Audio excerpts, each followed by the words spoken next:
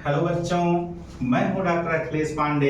ये है आपका पसंदीदा चैनल साइंस वाला एकेडमी। आज बच्चों हम लोग मोशन को ग्राफिकली कैसे रिप्रेजेंट करते हैं उसको डिटेल से समझने वाले हैं। आज का टॉपिक है graphical representation of motion. Specially जो मोशन हम लोग ग्राफिकली रिप्रेजेंट करते हैं वो क्या है? वन डायमेंशनल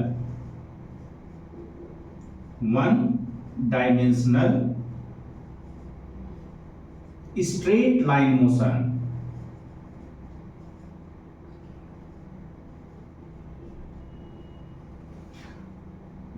वन डायमेंशनल का क्या मतलब है? वन डायमेंशनल का मतलब है कि एक ही डायरेक्शन में, इन वन डायरेक्शन मोशन कैसा हो रहा है? एक ही दिशा में हो रहा है। तो अगर मोशन स्ट्रेट लाइन मोशन हो और एक ही दिशा में हो, वन डायरेक्शन में हो, तो उसको बोलते हैं वन डायमेंशनल मोशन। कुछ मोशन ऐसे भी हम लोग जो है अपने आसपास देखते हैं जो कि टू डायमेंशनल होते हैं। टू डायमेंशनल का मतलब होता है कि वो हॉरिजॉन्टली भी ऑब्जेक्ट, जिस जैसे सपोज करो बच्चों कि हमने किसी ऑब्जेक्ट को ऐसे उठाया और ऐसे फेंक दिया, तो वो ऑब्जेक्ट आगे भी बढ़ रहा है समय के साथ साथ और ऊपर भी जा रहा है। जैसे अगर हमने कोई बॉल को फेंका ऊपर की तरफ एक एंगल बना करके तो वो बॉल इस तरीके से मोशन करेगी। यानी कि एक समय बाद अगर वो बॉल यहां पर है तो आप देखिए वो जो है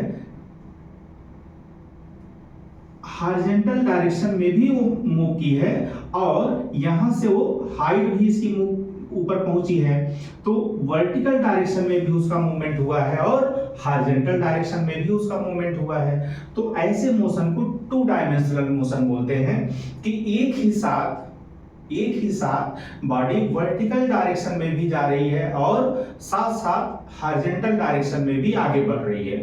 तो ऊपर की ओर भी जा रही है और हॉरिजॉन्टल डायरेक्शन में भी वो आगे बढ़ रही है। तो ऐसे मोशन को बोलते हैं टू डायरेक्शनल मोशन। और अगर जैसे हम कार को ड्राइव कर रहे हैं रोड पे, हाईवे पे, या हम बाइक चला रहे हैं या साइकिल चला रहे हैं, तो ऐसे मोशन को क्या बोलेंगे? One directional motion. कि केवल हॉरिजॉन्टल दिशा में ही एक दिशा में हम लोग मूव कर रहे हैं। तो वन डायरेक्शनल और स्ट्रेट लाइन मोशन को हम लोग सबसे आसानी से ग्राफिकली रिप्रेजेंट कर पाते हैं।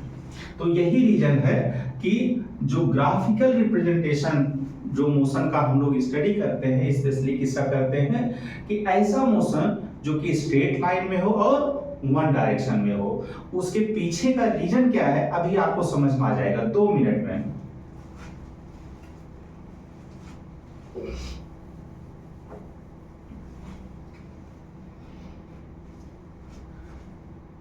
बच्चों, जब वन डायरेक्शनल और स्ट्रेट लाइन मोशन होता है तो ऐसे मोशन में जो डिस्टेंस होता है वो इक्वल टू होता है डिस्प्लेसमेंट के।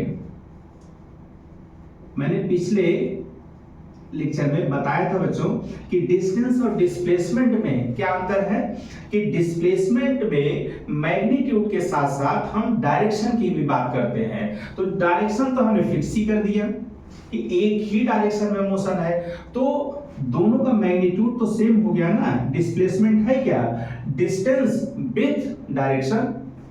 तो जो है तो जब मैग्नीट्यूड के साथ साथ अगर हम डायरेक्शन का भी बात करते हैं तो क्या हो जाएगा? डिस्प्लेसमेंट हो जाएगा, वेक्टर क्वांटिटी हो गया। सेम स्पीड ये बराबर हो जाएगा वेलोसिटी के, क्योंकि डायरेक्शन तो हमने इग्नोर ही कर दिया कि वन डायरेक्शन में ही मोशन हो रहा है। स्पीड क्या है? डिस्टेंस अपॉन टाइम, और वेलोसिटी क्या है? Displacement upon time. तो स्पीड और वेलोसिटी भी दोनों का केवल मैग्नीट्यूड है तो कंसीडर करना है। तो जो स्पीड होगा ऑब्जेक्ट का वही वेलोसिटी हो जाएगा, क्योंकि वेलोसिटी क्या है? Speed with direction.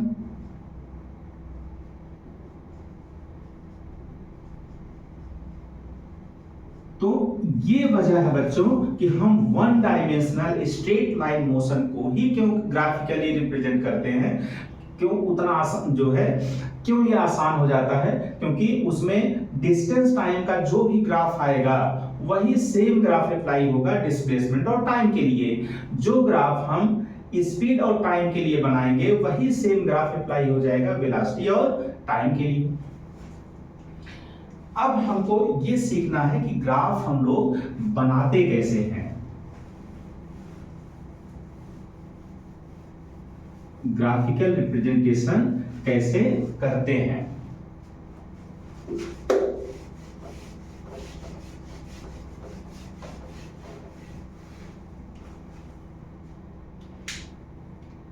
जब भी बच्चों ग्राफ बनाना होता है तो उसमें हम लोग दो एक्सिस लेते हैं, एक हॉरिजॉन्टल जिसको कि एक्स एक्सिस हम लोग बोल सकते हैं, और एक वर्टिकल डायरेक्शन में जिसको हम लोग वाई एक्सिस बोल सकते हैं।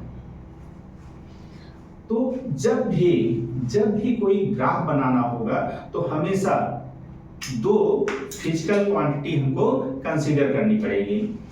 तो दो फिजिकल क्वांटिटी के बीच में ही ग्राफ बनता है, एक उसमें से एक्स एक्सिस पे हो जाएगी और एक वाई एक्सिस पे हो जाएगी। अब मेन ये दिमाग में आता है क्वेश्चन कि हम एक्स एक्सिस पे किसको रखें और वाई एक्सिस पे किसको रखें। तो एक्स एक्सिस पे हमेशा इंडिपेंडेंट क्वांटिटी होती है बच्चों। जो इंडिपेंडेंट फिजिकल क्वांटिटी है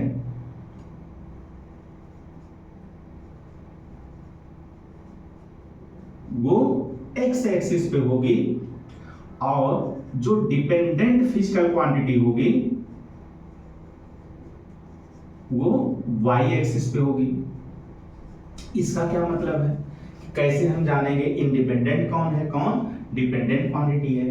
डिपेंडेंट क्वांटिटी का मतलब कि वो फिजिकल क्वांटिटी जो इसके हिसाब से वेरी कर रही है, इंडिपेंडेंट क्वांटिटी के हिसाब से जो वेरी कर रही है। तो इसी का वेरिएशन हम इसके हिसाब से देख करके ग्राफ को बनाते हैं। जैसे उदाहरण के लिए कि इंडिपेंडेंट क्वांटिटी टाइम हो गया, यानी कि हम टाइम को हमेशा हॉरिजॉन्टल एक्सिस पर ही रिप्रेजेंट करते हैं।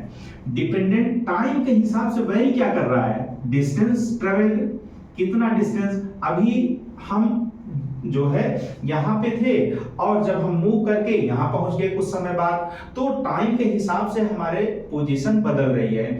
जैसे अगर कोई कार है वो 4 बजे सपोज करो बच्चों 4 PM पे स्टार्ट हुई उसकी जर्नी, और 4:30 बजे वो यहां पहुंच गई। तो टाइम के हिसाब से इसकी पोजीशन क्या हो रही है, चेंज हो रही है।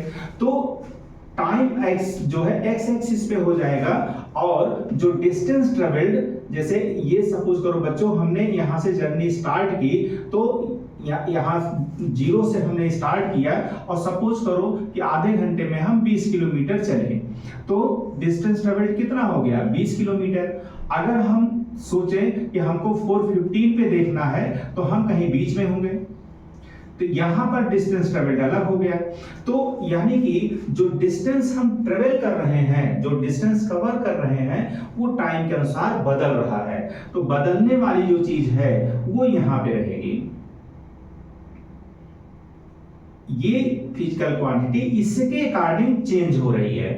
तो डिस्टेंस या डिस्प्लेसमेंट दोनों को किस एक्सिस पे हम रखेंगे, वर्टिकल एक्सिस पे रखेंगे। स्पीड या वेलोसिटी या एक्सीलरेशन, तो ये आप देख पा रहे होंगे बच्चों कि ये 5 तरीके का ग्राफ हम लोग जो है ग्राफिकल रिप्रेजेंटेशन ऑफ मोशन में स्टडी करने वाले हैं। क्या क्या, डिस्टेंस टाइम ग्राफ,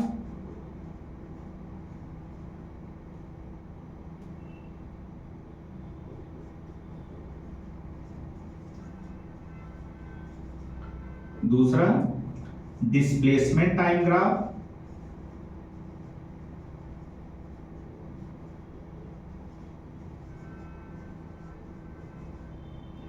तीसरा स्पीड टाइम ग्राफ,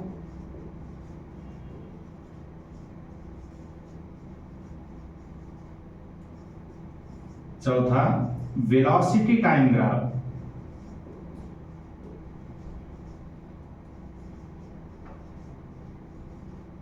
और एक्सीलरेशन टाइम ग्राफ।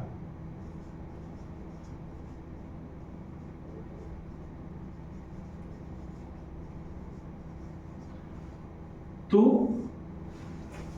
सब में बच्चों टाइम के अकॉर्डिंग ये जो फिजिकल क्वांटिटी है, डिस्टेंस है, डिस्प्लेसमेंट है, स्पीड है, वेलोसिटी है, एक्सीलरेशन, टाइम के हिसाब से कैसे वेरी कर रहा है, मतलब वो इंक्रीज कर रहा है, वेरी करने का मतलब वो इंक्रीज कर रहा है या डिक्रीज कर रहा है या सेम बना हुआ है, कांस्टेंट बना हुआ है। यही हमको देखना है कि जैसे जैसे टाइम बढ़ता जा रहा है वैसे वैसे डिस्टेंस कवर्ड बढ़ रहा है कि नहीं बढ़ रहा है, कांस्टेंट बना हुआ है या इंक्रीज कर रहा है या डिक्रीज कर रहा है, स्पीड घट रही है बढ़ रही है, वेलोसिटी लगातार बढ़ रही है या लगातार घट रही है या कांस्टेंट बनी हुई है। उसी तरीके से एक्सीलरेशन कांस्टेंट बना हुआ है या लगातार एक्सीलरेशन इंक्रीज कर रहा है या लगातार डिक्रीज कर रहा है। इंक्रीज या डिक्रीज अगर कर भी रहा है तो कांस्टेंट रेट से यूनिफॉर्मली कर रहा है या नॉन यूनिफॉर्मली कर रहा है। तो इसी को हम लोगों को ग्राफ के माध्यम से रिप्रेजेंट करना होता है। तो एक तो ये बात हो गई कि हम कैसे ग्राफ के माध्यम से कैसे रिप्रेजेंट करेंगे, टाइम को किस एक्सिस पे रखेंगे, डिस्टेंस या डिस्प्लेसमेंट को, स्पीड या वेलोसिटी को या एक्सीलरेशन को किस एक्सिस पे रखेंगे। अभी तक हम लोगों ने इस बात को अच्छे से समझ लिया है।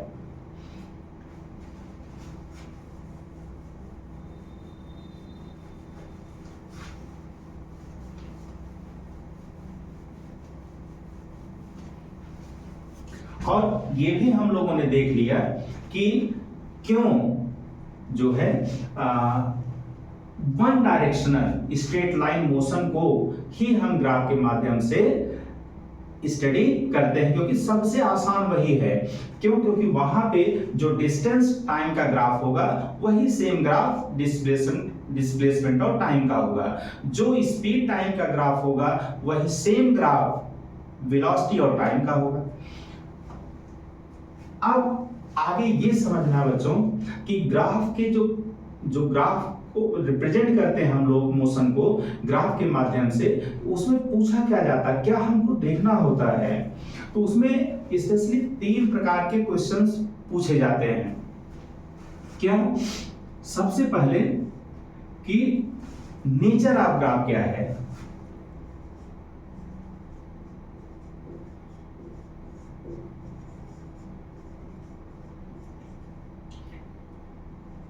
दूसरा बच्चों कि एक तो हमने बताया कि 2 फिजिकल क्वांटिटी के बीच में ग्राफ बनेगा, इस एक्सिस पे टाइम रहेगा और इस एक्सिस पे डिस्टेंस या डिस्प्लेसमेंट, स्पीड या वेलोसिटी या एक्सीलरेशन।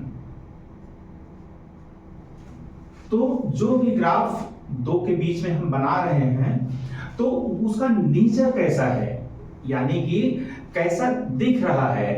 ठीक है, स्ट्रेट लाइन अभी हम आगे डिटेल में जब बताएंगे तो अपने आप समझ में आ जाएगा कि वो किस हिसाब से वेरी कर रहा है, ग्राफ दिखने में कैसा आपको लग रहा है, तो वो उसका नेचर हो गया। दूसरा क्वेश्चन क्या पूछा जाता है कि कोई ऐसी फिजिकल क्वांटिटी पूछी जाएगी कि जो इन दोनों के मल्टीप्लिकेशन से मिलेगी। कैसे? इस जो है y एक्सिस पे यानी कि वर्टिकल एक्सिस पे जो फिजिकल क्वांटिटी है और हॉरिजॉन्टल एक्सिस पे जो फिजिकल क्वांटिटी है, दोनों को मल्टीप्लाई करने से वो तीसरी फिजिकल क्वांटिटी मिलने वाली है। जैसे बच्चों सपोज करो कि इधर स्पीड है, वर्टिकल एक्सिस पे हमने स्पीड को लिया है और टाइम का मैंने पहले ही बताया कि टाइम एक्सिस हमेशा जो है हॉरिजॉन्टल एक्सिस होगी। अब हमको पता है बच्चों कि डिस्टेंस ट्रेवल्ड क्या होगा, स्पीड क्या होता बच्चों, distance travelled upon time taken. तो अगर हमको डिस्टेंस निकालना हो तो क्या हो जाएगा, स्पीड इंटू टाइम।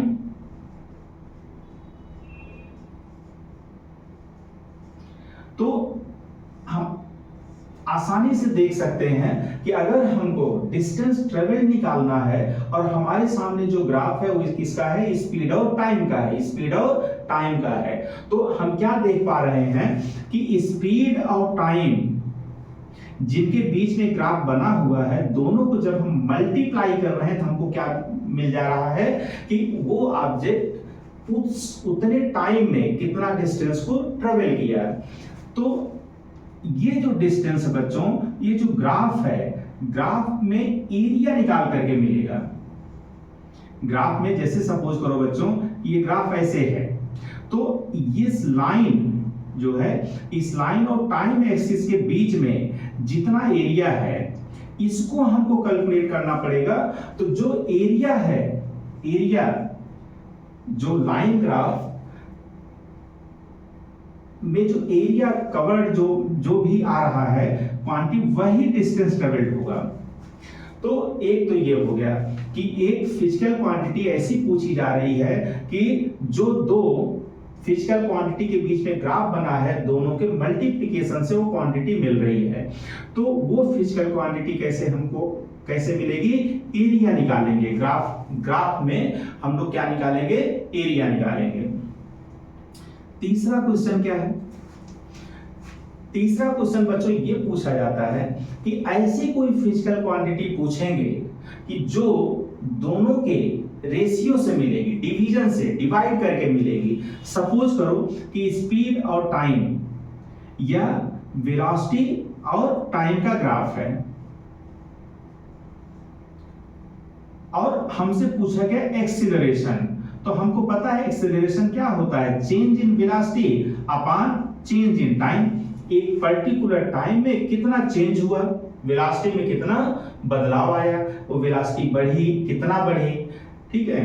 तो ये क्या है, एक्सीलरेशन है। तो हम क्या देख पा रहे हैं कि वर्टिकल एक्सिस पे जो फिजिकल क्वांटिटी है और जो हॉरिजॉन्टल एक्सिस पे फिजिकल क्वांटिटी है, दोनों को जब हम डिवाइड कर रहे हैं तो ये फिजिकल क्वांटिटी मिल रही है। तो जब डिवीजन से, जब दोनों के डिवीजन से अगर कोई फिजिकल क्वांटिटी मिल रही है तो वहां पे हम लोग को क्या निकालना होता है, स्लोप निकालना होता है। स्लोप को ही बच्चों ग्रेडियंट भी बोलते हैं या एंगल भी बोलते हैं। तो ढलान निकालनी है, कितना जो है स्लोप है, जो ग्राफ है वो वहां पे लाइन का कितना स्लोप है, कितना वो एंगल बना रहा है टाइम एक्सिस से, उसको हमको निकालना होता है। जैसे उदाहरण के लिए बच्चों यही वेलोसिटी टाइम का ग्राफ है। तो यहां आप देख पा रहे होंगे, सपोज करो एक ग्राफ ऐसे है और दूसरा हमने ग्राफ बनाया किसी दूसरे बॉडी का जो मूव कर रहा है, उसका ग्राफ ऐसे आ गया। तो आप आराम से देख के बता सकते हैं कि इससे इसका स्लोप ज्यादा है, इसका ढलान ज्यादा है। तो एंगल बच्चों ऐसे नापते हैं, टाइम एक्सिस से इसके बीच का एंगल नापा जाता है। तो ये जो भी एंगल होगा, ये वाला एंगल जाहिर सी बात बच्चों ज्यादा होगा। तो जितना ज्यादा एंगल होगा टाइम एक्सिस से, उतना ज्यादा स्लोप होगा, उतना ज्यादा ढलान होगा। तो अब आप देखते ही बता सकते हैं कि यहां इसका एक्सेलरेशन ज्यादा है, a1 ज्यादा है कि a2 ज्यादा है। तो जब स्लोप ज्यादा होगा तो वो क्वांटिटी, जो थर्ड क्वांटिटी मिल रही है वो ज्यादा होगी। तो इसका मतलब कि a2 का स्लोप ज्यादा है या 2 का स्लोप ज्यादा है तो a2 ज्यादा है। तो इसका मतलब कि यहाँ पे जो मोशन हो रहा है वेलोसिटी टाइम ग्राफ में, हमने दो बॉडी के अलग अलग, दो बॉडीज हैं, बॉडी इसको 1 से हमने रिप्रेजेंट किया है और यहाँ इस बॉडी के मोशन को हमने जो है 2 से रिप्रेजेंट किया है। तो दोनों बॉडी के मोशन को अगर हम यहाँ पूछें कि एक्सीलरेशन किसका ज्यादा है तो हम स्लोप देख करके बता सकते हैं। क्यों? क्योंकि जो एक्सीलरेशन है दोनों के रेशियो से मिल रहा है, डिवीजन से मिल रहा है, तो यानी कि यहाँ हमको स्लोप देखना है। तो स्लोप चूंकि इसका ज्यादा है तो उसका एक्सीलरेशन ज्यादा है। तो यही 3 प्रकार के बच्चों क्वेश्चन पूछे जाते हैं। तो ग्राफिकली जो रिप्रेजेंट करते हैं हम लोग मोशन को, तो उसमें जो भी क्वेश्चंस होते हैं यही 3 प्रकार के होते हैं। एक तो सीधे पूछ लिया जाएगा कि जो है ये पर्टिकुलर ग्राफ जो है किस चीज का है, ठीक है, कैसा मोशन है, तो वो नेचर ऑफ ग्राफ देख करके आपको आइडिया हो जाना चाहिए। अभी जब डिटेल से एक एक करके हम बताएंगे तो आपको लगेगा कितना आसान है। तो अब हम लोग पर्टिकुलर एक एक ग्राफ को डिटेल से स्टडी करने जा रहे हैं।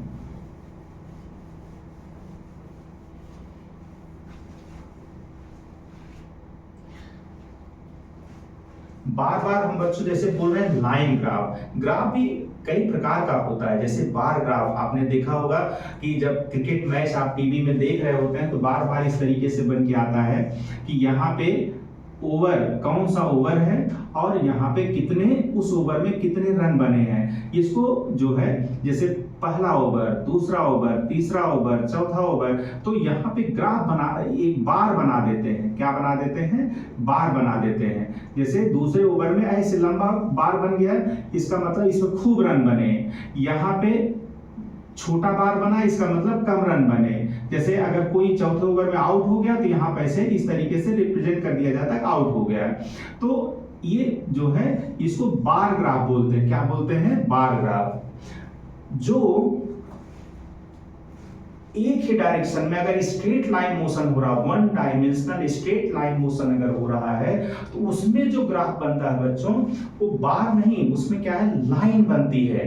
तो जहां पे लाइन से रिप्रेजेंट किया जा रहा है ग्राफ को, तो ऐसे ग्राफ को क्या बोलते हैं? Line graph. क्या बोलते हैं? Line graph.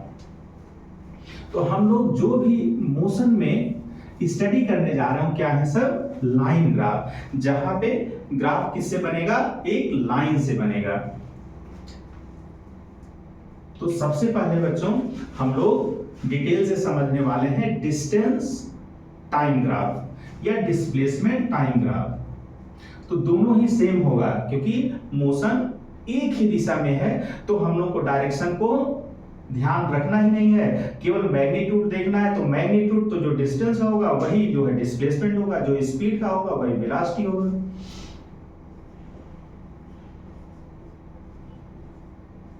डिस्टेंस या उसी को हम डिस्प्लेसमेंट कह सकते हैं क्योंकि हमको क्या कंसीडर करना है? केवल मैग्नीट्यूड। तो एक एक्सिस पे डिस्टेंस या डिस्प्लेसमेंट हो जाएगा और दूसरे एक्सिस पे, हॉरिजॉन्टल एक्सिस पे टाइम हो जाएगा। आराम से बच्चों बस केवल सुनते जाइए, आपको लगेगा कि इससे आसान तो कुछ है ही नहीं फिजिक्स में। तो डिस्टेंस या डिस्प्लेसमेंट टाइम ग्राफ, और किससे रिप्रेजेंट करना है? लाइन से। ये कैसा ग्राफ रहेगा? Line graph. तो स्पेशली 3 तरीके का मोशन जो है आपको देखने को मिलेगा। एक कि समय के साथ जो डिस्टेंस है वो चेंज ही नहीं हो रही है। जैसे स्टेशनरी ऑब्जेक्ट वहीं खड़ा है, कार वहीं खड़ी है, साइकिल वहीं खड़ी है, बाइक वहीं खड़ी है, तो उसका पोजीशन ही नहीं बदल रहा। उसका जो है समय के साथ साथ पोजीशन ही नहीं बदल रहा, यानी कि स्टेशनरी है, वहीं पे रुकी हुई है। उसका भी ग्राफ हम लोग बना सकते हैं। देखते ही, जैसे मैंने बोला ना, नेचर ऑफ ग्राफ पूछा जाता है तो आपको देखते ही बता देना है कि ये इस चीज का ग्राफ है, यानी कि ये स्टेशनरी ऑब्जेक्ट का ग्राफ है, या ये ग्राफ ऐसा है कि यूनिफॉर्म मोशन हो रहा है, उसका जो वेलोसिटी है लगातार क्या हो रही है?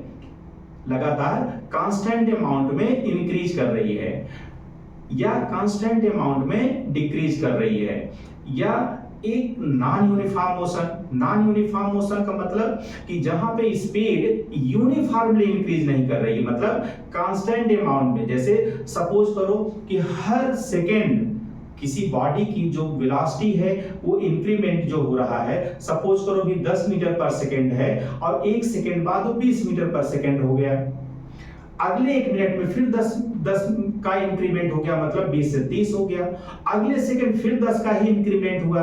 तो हर बार एक इक्वल टाइम में, यानी कि 1 सेकंड में हर बार इक्वल अमाउंट में इंक्रीमेंट अगर हो रहा है या डिक्रीज कर रहा है वेलोसिटी या स्पीड, तो इसका मतलब क्या हुआ कि वहां पे जो है यूनिफॉर्म स्पीड है, यूनिफॉर्म मोशन है।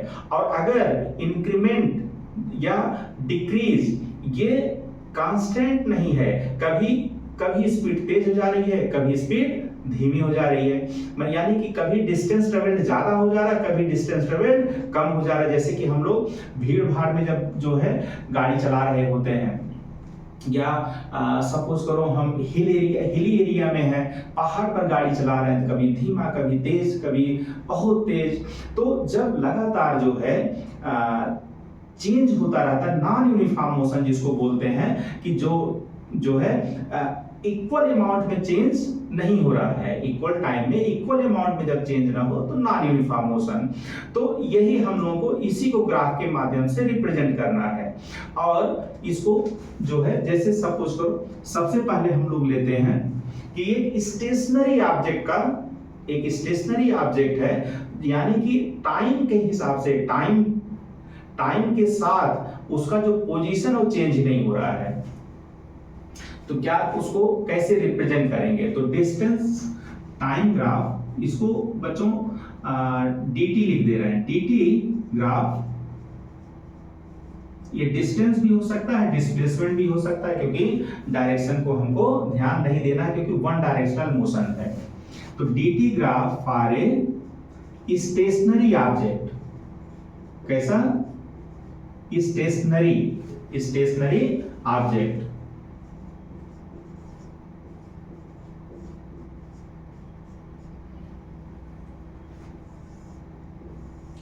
बच्चों एक स्टेशनरी होता है जिसमें यहाँ पे ई होता है, तो जिसपे हम लिखते हैं राइट में, देखो बच्चों ई है ना, तो लिखने वाला जो स्टेशनरी होता है वहां पे NERY होता है। ये स्टेशनरी रुका हुआ, तो रुका हुआ अगर ऑब्जेक्ट है तो यानी कि ये बच्चों पहले इसको एक्स एक्सिस पे, हॉरिजॉन्टल एक्सिस पे तो हमेशा टाइम बनाना है, और इस एक्सिस पे क्या बनाना है? डिस्टेंस या डिस्प्लेसमेंट, दोनों एक ही बच्चों। तो जैसे सपोज करो बच्चों हमने डिस्टेंस बना लिया और इसको यूनिट में बांट देते हैं, बराबर बराबर डिस्टेंस पे। जैसे 1 सेकेंड यहाँ, तो यहाँ से हमने स्टार्ट ही किया, ओरिजिन, इसको ओरिजिन बोलते हैं, ठीक है। At time t equal to 0, ये क्या है? ओरिजिन है, मतलब यहीं से तो हमने स्टार्ट किया है, स्टार्टिंग पॉइंट। इसको क्या बोलेंगे बच्चों? स्टार्टिंग पॉइंट, इसी को ओरिजिन भी बोलते हैं।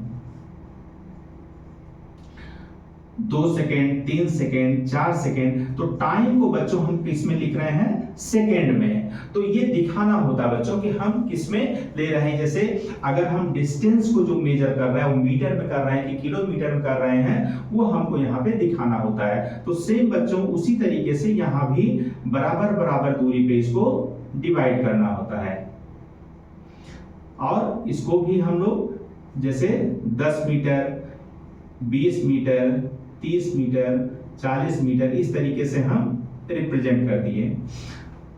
तो सपोज करो बच्चों कि जब बॉडी जो है हमने देखा t इक्वल टू 0 टाइम, मतलब कि एकदम स्टार्टिंग में वो बॉडी सपोज करो बच्चों यहाँ पे थी, फिर 1 सेकंड बाद हमने देखा फिर यहीं पर है, 2 सेकंड बाद हमने देखा फिर यहीं है। तो यानी कि उसकी जो पोजीशन है 30 मीटर पर ही हमेशा बनी हुई है। ये देखो बच्चों, तो हर बार इसकी जो पोजीशन एक सेकंड बाद हमने देखा तो फिर 30 मीटर पर ही है। तो जब डिस्टेंस देखना होता बच्चों तो इस एक्सिस से देखते हैं, और टाइम इस एक्सिस पे देखते हैं। 2 सेकंड बाद हमने देखा तो तब भी वही 30 ही था। हमने 5 सेकंड बाद, 6 सेकंड बाद, 7 सेकंड बाद भी देखा तो बॉडी वही 30 30 मीटर की डिस्टेंस पर ही पड़ी हुई है। तो आप देख पा रहे होंगे आसानी से कि ये कैसा ग्राफ आपको दिख रहा है। नेचर आप जो ग्राफ है क्या है, वो क्या है, ये पैरेलल लाइन है। कैसा है, पहली बात ये लाइन ग्राफ है क्योंकि हम जो है कैसे रिप्रेजेंट कर रहे हैं, एक लाइन से। तो ये पैरेलल लाइन है। कैसी है, पैरेलल लाइन, ठीक है। और किसके पैरेलल, इस टाइम एक्सिस के। इसको क्या बोल रहे हैं बच्चों, टाइम एक्सिस। जो हॉरिजॉन्टल एक्सिस है वे इसको क्या बोलेंगे, टाइम एक्सिस। तो parallel line to time axis. तो अगर स्टेशनरी ऑब्जेक्ट है यानी कि टाइम के साथ उसकी पोजीशन नहीं बदल रही है, तो जो डिस्टेंस टाइम ग्राफ होगा वो कैसा होगा, एक लाइन जो कि पैरेलल है किसके, टाइम एक्सिस से। तो ऐसे ग्राफ को देखते ही हम लोग बता सकते हैं कि क्या नेचर ऑफ ग्राफ है, parallel line to time axis.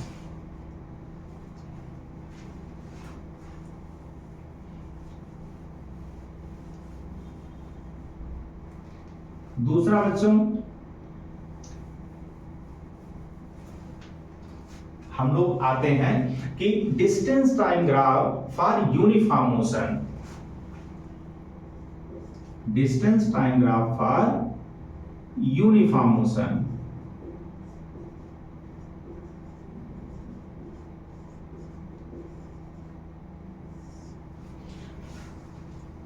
Uniform motion यानी कि स्पीड कैसी है, यूनिफॉर्म स्पीड है, यूनिफॉर्म वेलोसिटी है। चाहे उसको हम स्पीड कहें चाहे वेलोसिटी कहें, दोनों सेम रहेगा जब अगर वन डायरेक्शनल मोशन है। यानी कि equal distance, body equal distance in equal interval of time में ट्रेवल कर रही है। तो ये जो ग्राफ बनेगा बच्चों, कैसा ग्राफ बनेगा, यहां टाइम एक्सिस हो गया, यहां पे डिस्टेंस या डिस्प्लेसमेंट हो गया। तो यहां ग्राफ कैसा बन रहा है,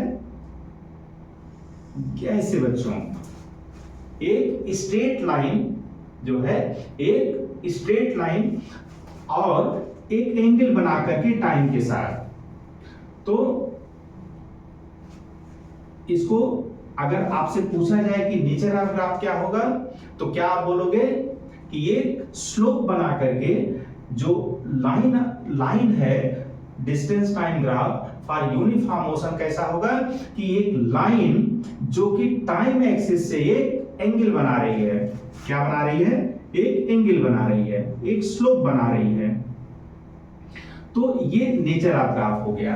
क्या हो गया, नेचर ऑफ ग्राफ हो गया। दूसरा मैंने बताया था बच्चों कि दो और मतलब सवाल इसमें पूछे जाते हैं कि कोई क्या ऐसी फिजिकल क्वांटिटी है जो दोनों के डिवीजन से या दोनों के मल्टीप्लिकेशन से मिल रही है। तो यहां पे बच्चों जैसे स्पीड है, स्पीड एक फिजिकल क्वांटिटी है, वो कैसे कैसे मिलेगी, delta x upon delta T, यानी कि कितना कितना डिस्टेंस ट्रेवल किया गया और एक पर्टिकुलर टाइम में। तो अगर जैसे सपोज करो बच्चों कि ये जो डिस्प्लेसमेंट है, ठीक है, इसको हम जो है डिस्टेंस या डिस्प्लेसमेंट भी बोल सकते हैं बच्चों। जब डिस्टेंस कहेंगे तो ये स्पीड आएगा और वेलोसिटी जब हमको निकालना होगा तो वो डिस्प्लेसमेंट अपॉन टाइम। तो जब डिस्प्लेसमेंट और टाइम का ग्राफ हो तो वहां क्या निकलेगी, वेलोसिटी, और डिस्टेंस और टाइम का ग्राफ हो तो क्या निकलेगा, स्पीड। तो जैसा कि हम देख पा रहे हैं कि ये दोनों क्वांटिटी के डिवीजन से मिल रहा है। तो यहां पे हमको क्या निकालना है, स्लोप निकालना है। क्या निकालना है, स्लोप निकालना है, यानी कि एंगल निकालना है। तो जो स्लोप होता है बच्चों, इस तरीके के ग्राफ का जो स्लोप होता है उसको हम कैसे निकालते हैं, ये होता है बच्चों ये हाइट, जैसे इस एक्सिस पे कितना चेंज है, जैसे सपोज करो कि दो टाइम अगर हम ले लें, एक t2 टाइम एक t1 टाइम, तो t1 टाइम पे क्या पोजीशन है और t2 टाइम पे क्या पोजीशन है।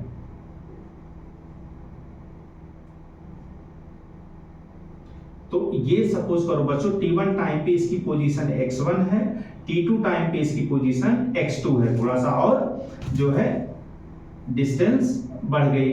तो ये जो डिफरेंस है, ये जो डिफरेंस है, this difference divided by time का डिफरेंस, तो इसी को हमने यहां पे लिखा था कि delta x divided by delta t।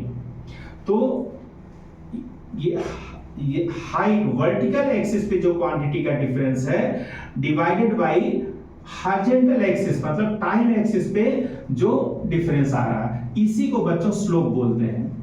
तो इस तरीके से स्लोप निकाला जाता है, इस तरीके से एंगल निकाला जाता है। तो ये स्लोप ही क्या है बच्चों, ये क्या दिखाएगा स्लोप, उसकी स्पीड दिखाएगा। यानी कि सपोज करो कि इस तरीके का कोई ग्राफ दिया है, तीन बॉडी है सपोज करो, तीनों अलग अलग तरीके से मोशन कर रही हैं, इधर डिस्टेंस या डिस्प्लेसमेंट है, इधर टाइम है। एक ग्राफ एक बॉडी का इस तरीके का लाइन ग्राफ मिल रहा है, दूसरे का ऐसे मिल रहा है, तीसरे का ऐसे मिल रहा है, और आपसे पूछा जाए कि कौन ज्यादा तेजी से किसका मोशन है, तीसरी बॉडी का या सेकंड का कि फर्स्ट का, तो आप क्या देखोगे, मैंने क्या बताया कि यहाँ क्या देखना है, क्योंकि डिस्टेंस अपॉन टाइम देखना, रेशियो देखना, यानी कि स्लोप देखना या एंगल देखना है। तो आप देख पा रहे होंगे कि कितना आसान क्वेश्चन है कि इसका स्लोप कम है और ऐसे इसका स्लोप ज्यादा हो गया, इसका स्लोप और ज्यादा हो गया, ये एंगल कम है बच्चों, ये एंगल उससे ज्यादा और ये एंगल सबसे ज्यादा। तो इस तरीके से हम क्या देखते ही बता सकते हैं कि थर्ड बॉडी की जो वेलोसिटी है वो सबसे ज्यादा है और उससे कम सेकंड वाले की है, और सबसे कम वेलोसिटी किसकी है, पहले वाले की। तो इस तरीके से सवाल बच्चों जो डिस्प्लेसमेंट टाइम ग्राफ है, एक यूनिफॉर्म मोशन में अगर कोई बॉडी है तो उसमें पूछा जा सकता है। एक तो ये हो गया बच्चों। दूसरा, जब एक चीज और इसमें देखते हैं कि स्लोप पॉजिटिव कब बोलते हैं और स्लोप निगेटिव कब बोलते हैं। तो स्लोप पॉजिटिव का मतलब कि जैसे एट टाइम जीरो, मतलब स्टार्टिंग पॉइंट से जब हम जैसे जैसे टाइम आगे बढ़ रहा है, जैसे थोड़ा सा इस टाइम पे अगर हमने देखा तो बॉडी यहाँ है, थोड़ा और टाइम बाद हमने देखा बॉडी यहाँ है, थोड़ा और टाइम बाद देखा तो बॉडी यहाँ है, थोड़ा और टाइम बाद देखा तो बॉडी यहाँ पहुंच गई, वो ऑब्जेक्ट ट्रेवल करते करते यहाँ पहुंच गया है। तो हम क्या देख पा रहे हैं कि जो स्टार्टिंग पॉइंट से वो दूर जा रहा है, स्टार्टिंग पॉइंट से दूर जा रहा है। तो जब ऑब्जेक्ट स्टार्टिंग पॉइंट से टाइम के साथ दूर जा रहा होता है, moving away from starting point, तो स्लोप, उस स्लोप को क्या बोलते हैं, पॉजिटिव स्लोप। और सपोज करो बच्चों कि अगर यही ग्राफ इस तरीके से होता, यहां डिस्टेंस है यहां टाइम है, अगर यही ग्राफ इस तरीके से होता तो हम क्या बोलते हैं कि जैसे जैसे समय बीत रहा है, जैसे यहां इस समय पोजीशन ये थी, और समय बाद पोजीशन ये हो गई, और समय बाद पोजीशन ये हो गई, और समय बाद पोजीशन ये हो गई, यानी कि स्टार्टिंग पॉइंट मतलब ये है स्टार्टिंग पॉइंट बच्चों, धीरे धीरे वो किधर आ रहा है, स्टार्टिंग पॉइंट की तरफ आ रहा है। तो जब जो है वो रिटर्न बैक हो रहा है, जो ऑब्जेक्ट है वो स्टार्टिंग पॉइंट की ही तरफ आ रहा है, उसका जो डिस्टेंस है वो घटता जा रहा है समय के हिसाब से, तो ऐसे स्लोप को क्या बोलते हैं, निगेटिव स्लोप। क्या बोलते हैं, निगेटिव स्लोप।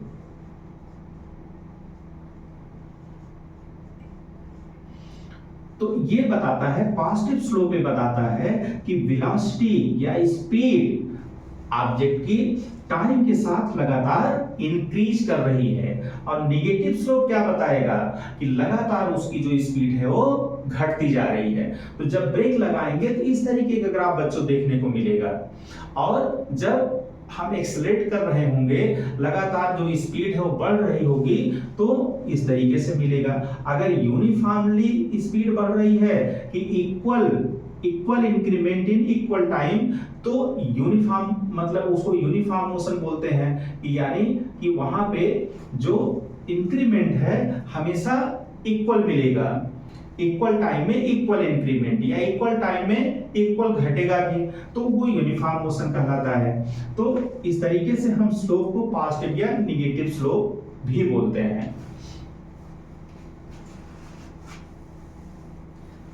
तो हमने ये देखा कि कैसे हम समझेंगे कि ये पॉजिटिव स्लोप है, कैसे हम जानेंगे ये नेगेटिव स्लोप है। अगर जो ऑब्जेक्ट है वो स्टार्टिंग पॉइंट से दूर समय के हिसाब से जाता जा रहा है तो उसको पॉजिटिव स्लोप बोलेंगे। अगर वो स्टार्टिंग पॉइंट की तरफ आ रहा है तो उसको नेगेटिव स्लोप बोलेंगे।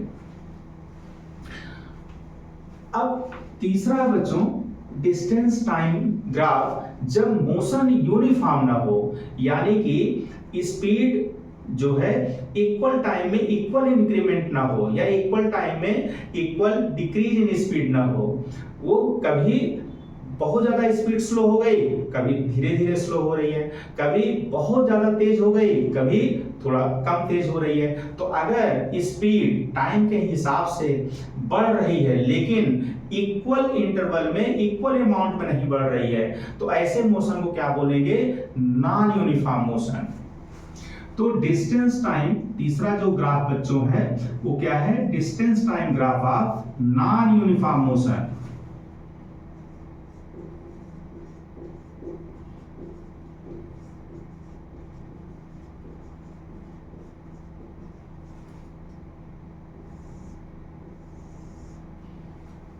तो ये कैसा ग्राफ देखने में मिलेगा?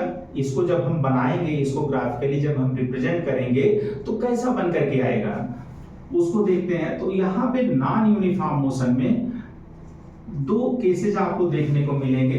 एक तब जब स्पीड इंक्रीज कर रहा है टाइम के हिसाब से,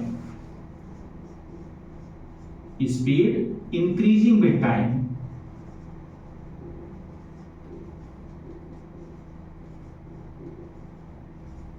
यहां कैसा ग्राफ मिलेगा? ये है बच्चों डिस्टेंस या डिस्प्लेसमेंट और ये है टाइम एक्सिस। तो यहां जो ग्राफ बच्चों देखने को मिलेगा वो कैसा होगा?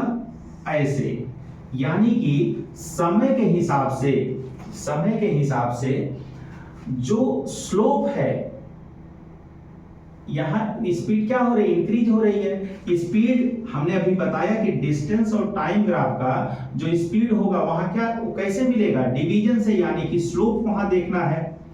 तो स्पीड देखना यानी कि स्लोप देखना है, यानी कि टाइम एक्सिस से कितना उसका एंगल देखना है। तो ये स्ट्रेट लाइन नहीं मिलेगा, कैसा मिलेगा? कर्व लाइन मिलेगा, कर्व मिलेगा। इस सीधी लाइन नहीं मिलेगी, कैसे मिलेगी? कर्व मिलेगा।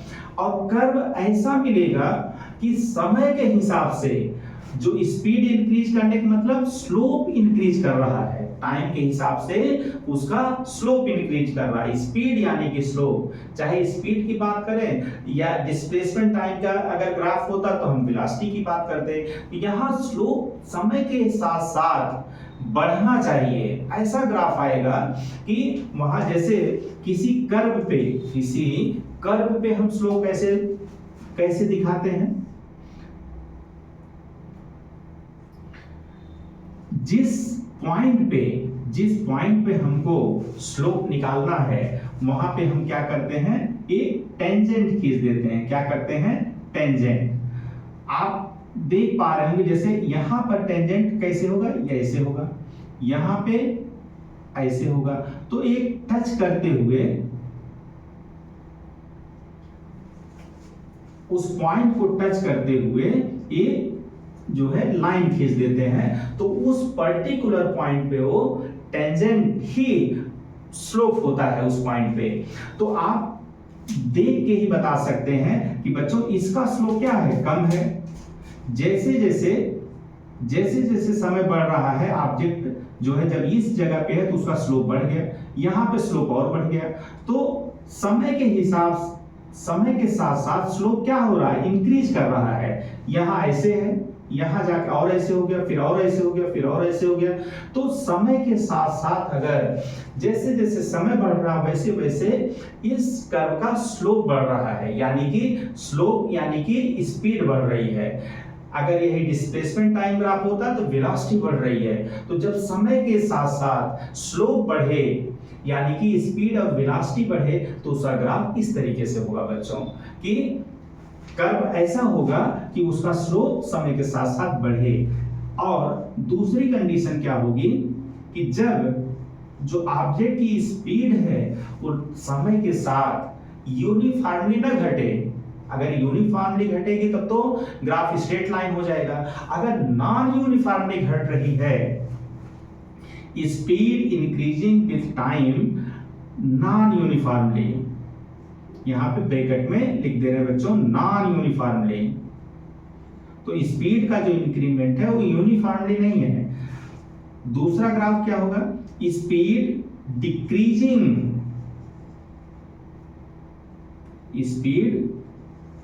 Decreasing with time but non uniformly, मतलब बराबर टाइम में बराबर डिक्रीमेंट नहीं है।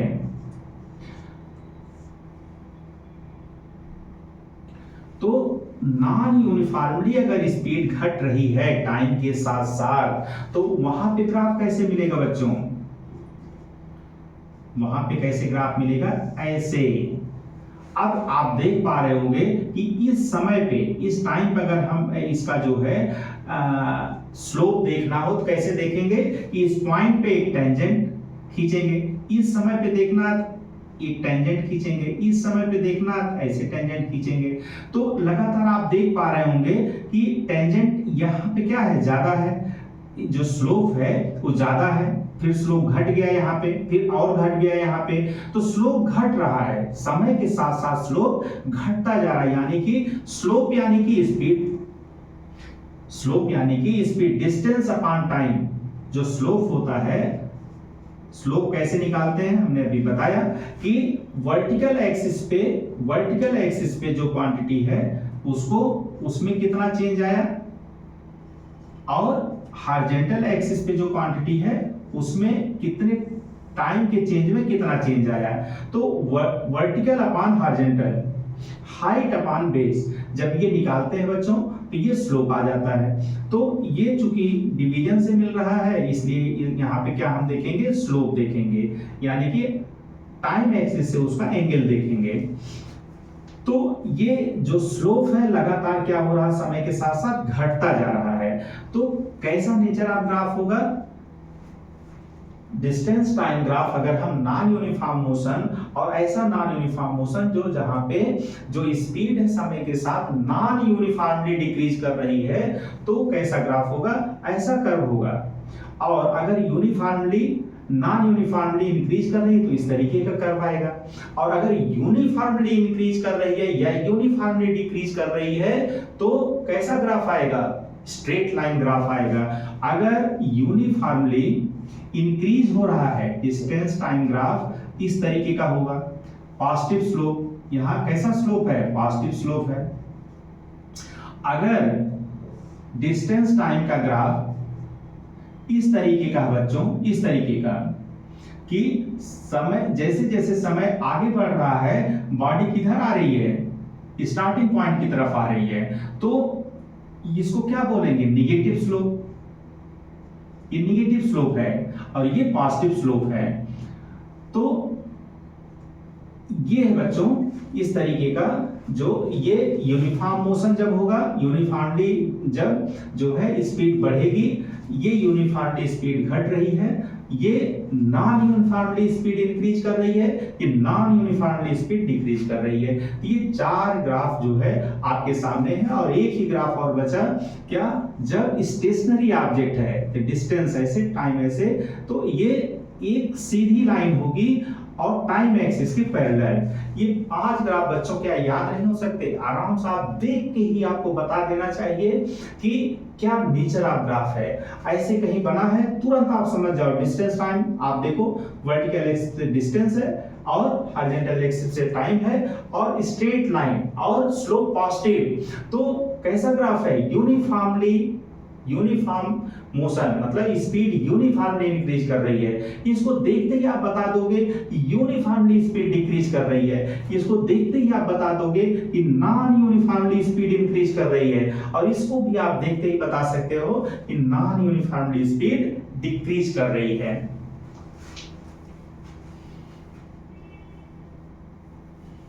तो डिस्टेंस टाइम ग्राफ में आपसे क्या पूछा जाएगा? एक तो नेचर ऑफ ग्राफ, दूसरा क्या पूछा जाएगा? स्पीड निकालना। ठीक है, तो एक ही चीज जो है, जो थर्ड फिजिकल क्वांटिटी जो है डिस्टेंस टाइम ग्राफ से आप निकाल सकते हो, क्या है? या तो स्पीड, और अगर वही डिस्प्लेसमेंट टाइम ऑफ ग्राफ है, डिस्प्लेसमेंट और टाइम का ग्राफ है, तो वेलोसिटी। तो दो ही चीज आपसे पूछा जाएगा, या तो डिस्टेंस निकालना, या तो डिस्टेंस टाइम ग्राफ है तो या तो स्पीड निकालना, और डिस्प्लेसमेंट टाइम ग्राफ है तो वेलोसिटी निकालना। और दोनों में क्या आपको करना है? केवल स्लोप निकालना है, एंगल निकालना है, ग्रेडियंट निकालना है। कैसे निकालते हैं? वर्टिकल लाइन पे कितना चेंज हुआ है, वर्टिकल एक्सिस पे जो क्वांटिटी है, और हॉरिजॉन्टल जो टाइम एक्सिस पे जो क्वांटिटी है, दोनों को आप डिवाइड कर दीजिए। वर्टिकल एक्सिस से जो क्वांटिटी है, मतलब कितना डिस्टेंस में कितना चेंज आया, और कितने टाइम में चेंज में वो डिस्टेंस में चेंज आया है, दोनों को आप डिवाइड करोगे, वही स्लोप हो जाएगा। और आप देखते ही आप बता सकते हो कि किस, अगर दो तीन उसमें ग्राफ बने हैं, लाइन बनी हुई है, तो आप देख के भी बता सकते हो कि किसकी स्पीड ज्यादा है, किसकी वेलोसिटी ज्यादा है। तो यही बच्चों 3 तरीके का जो है, यही जो है, एक तो नेचर ऑफ ग्राफ, और दूसरा स्पीड के बारे में आपसे पूछा जाएगा। और स्लोप पॉजिटिव कब बोलते हैं, स्लोप निगेटिव कब बोलते हैं, ये मैंने बताया कि जब बॉडी की पोजीशन जो है वो स्टार्टिंग पॉइंट से दूर जा रही हो तो पॉजिटिव स्लोप बनेगा। अगर वो स्टार्टिंग पॉइंट की तरफ आ रहा है तो निगेटिव स्लोप कहलाएगा। और एक चीज और बच्चों, कि अगर डिस्टेंस टाइम ग्राफ है तो अलग अलग टाइम पे हम क्या निकाल पा रहे हैं? स्लोप से हम स्पीड निकाल पा रहे हैं। स्लोप निकाल करके अगर डिस्टेंस है तो स्पीड, और अगर डिस्प्लेसमेंट है तो यहीं पे वेलोसिटी। तो हम जो है वेलोसिटी या स्पीड निकाल सकते हैं। स्लोप अलग अलग टाइम इंटरवल में कितना चेंज आया, उससे हम अलग अलग टाइम पे हम स्पीड या वेलोसिटी निकाल सकते हैं। यानी कि हम इसको कन्वर्ट कर सकते हैं किसमें? स्पीड या वेलोसिटी टाइम ग्राफ में। तो एक इसका जो है, एक और हमने फायदा देखा कि डिस्टेंस टाइम ग्राफ से हम velocity time graph, distance time graph से हम स्पीड टाइम ग्राफ, और डिस्प्लेसमेंट टाइम ग्राफ से हम वेलोसिटी टाइम ग्राफ भी बना सकते हैं, उसको उसमें कन्वर्ट कर सकते हैं। तो एक तो हम नेचर ऑफ ग्राफ हमसे पूछा जा सकता है कि नेचर ऑफ ग्राफ कैसा है, कि वो स्ट्रेट लाइन है जो है टाइम एक्सिस से किसी एंगल पे, या पैरेलल लाइन है टाइम एक्सिस के, या कर्व है, वो भी जो है इंक्रीजिंग स्लोप या डिक्रीजिंग स्लोप। ये 4 प्रकार का हमने बताया कि ये नेचर ऑफ ग्राफ। और दूसरा कि हम स्पीड पूछा जा सकता है या वेलोसिटी पूछा जा सकता है। और तीसरा फायदा क्या, कि हम डिस्टेंस टाइम ग्राफ या डिस्प्लेसमेंट टाइम ग्राफ को स्पीड टाइम या वेलोसिटी टाइम ग्राफ में कन्वर्ट कर सकते हैं। अगला है बच्चों,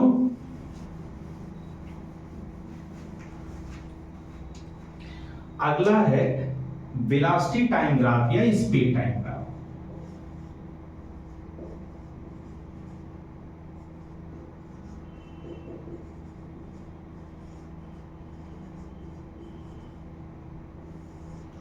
या वेलोसिटी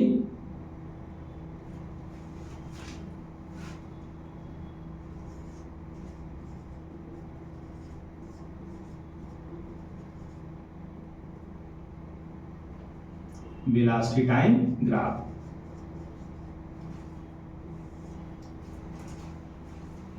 तो जब जो है वन डायरेक्शनल और स्ट्रेट लाइन मोशन की बात करते हैं तो दोनों ग्राफ सेम होंगे, पहली चीज है।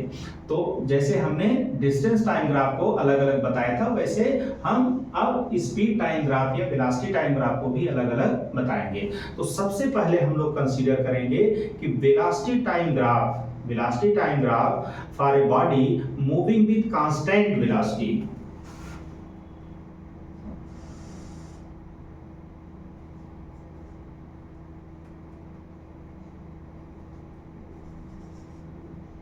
Velocity time graph for a body moving with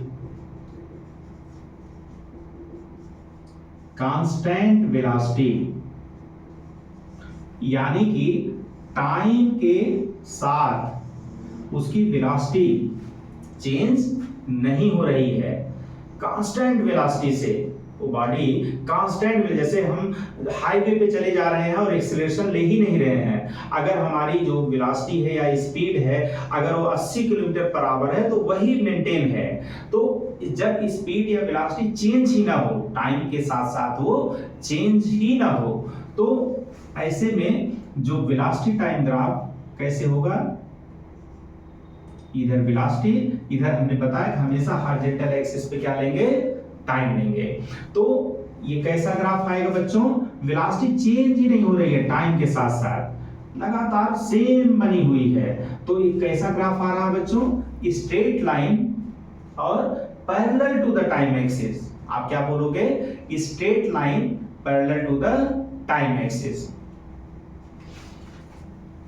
और यहां पर बच्चों जो है, एक तो आपसे क्वेश्चन पूछा जाएगा जब भी वेलोसिटी टाइम या स्पीड टाइम ग्राफ आएगा बच्चों, तो आपसे एक तो नेचर ऑफ ग्राफ आपको समझना है कि नेचर ऑफ ग्राफ क्या है, और दूसरा आपसे एक्सीलरेशन पूछा जा सकता है, जो कि वेलोसिटी, चेंज इन वेलोसिटी और कितने टाइम में, यूनिट टाइम में कितना चेंज हुआ, यूनिट टाइम में कितना चेंज हुआ, उसको क्या बोलते हैं, एक्सीलरेशन। तो एक ये थर्ड देखिए फिजिकल क्वांटिटी हमको निकल करके आ गई, जो कि दोनों के डिवीजन से है, यानी कि ये कैसे मिलेगी हमको, स्लोप देख करके, कि हमको यहाँ पे क्या देखना है, स्लोप देखना है, एंगल देखना है, ग्रेडियंट देखना है।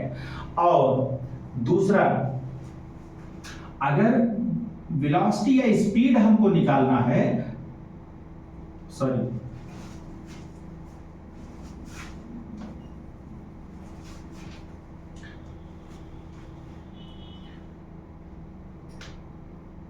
वेलोसिटी होता बच्चों डिस्प्लेसमेंट अपॉन टाइम। तो अगर हमको डिस्प्लेसमेंट निकालना है, सपोज करो वेलोसिटी टाइम ग्राफ है और डिस्प्लेसमेंट निकालना है, तो वेलोसिटी इनटू टाइम हो गया, वेलोसिटी इनटू टाइम हो गया। तो हमने क्या बोला था कि जो दो फिजिकल क्वांटिटी जिसके बीच में ग्राफ बना है, अगर दोनों के मल्टीप्लिकेशन से तीसरी क्वांटिटी मिल रही है, तो वहां हम क्या देखते हैं, एरिया। तो एरिया अंडर द ग्राफ, जो लाइन बनेगी उसके और टाइम एक्सिस के बीच में कितना एरिया निकल के आ रहा है, उससे हमको क्या मिल जाएगा, डिस्प्लेसमेंट कितना हुआ बॉडी का किसी पर्टिकुलर टाइम में। या अगर यही स्पीड और टाइम का होता, स्पीड और टाइम का अगर यही ग्राफ बना होता, तो हमको क्या मिल जाता, डिस्टेंस कितना कवर्ड हुआ। तो डिस्टेंस कवर्ड निकालने के लिए स्पीड इनटू टाइम करेंगे, क्या करेंगे, स्पीड इनटू टाइम। तो हम चूंकि ये मल्टीप्लिकेशन से क्वांटिटी मिल रही है, तो क्या यहां देखना, एरिया। तो ये है बच्चों कि ये तीन प्रकार के क्वेश्चन आपसे पूछे जाएंगे कि एक्सीलरेशन निकालना आपको आना चाहिए, जहां पे क्या करना है कि इस वर्टिकल एक्सिस में कितना चेंज हुआ, वेलोसिटी में कितना चेंज हुआ, यूनिट टाइम में, दोनों को डिवाइड करना है यानी कि। और अगर डिस्प्लेसमेंट या डिस्टेंस का वर्ड पूछा जाएगा तो उस ग्राफ में जो भी लाइन आ रही है उस लाइन और टाइम के बीच में कितना एरिया है वो निकालना है। अब ये आपको अच्छे से समझ में आ जाएगा जब आप ग्राफ देखोगे। तो एक तो पहला हो गया कि वेलोसिटी टाइम ग्राफ किसी ऐसी बॉडी का कि जिसकी वेलोसिटी कांस्टेंट बनी हुई है, जिसकी स्पीड कांस्टेंट बनी हुई है, कि टाइम के साथ वो बदल नहीं रही है, सेम स्पीड पे गाड़ी चल रही है। तो ऐसे में कैसा ग्राफ दिखेगा, straight line parallel to the time axis, ये आपको बोलना है।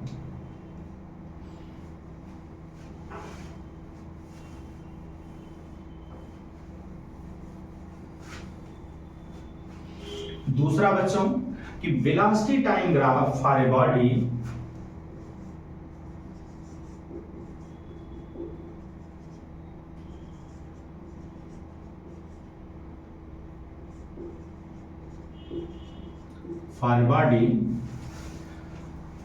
moving with uniform acceleration,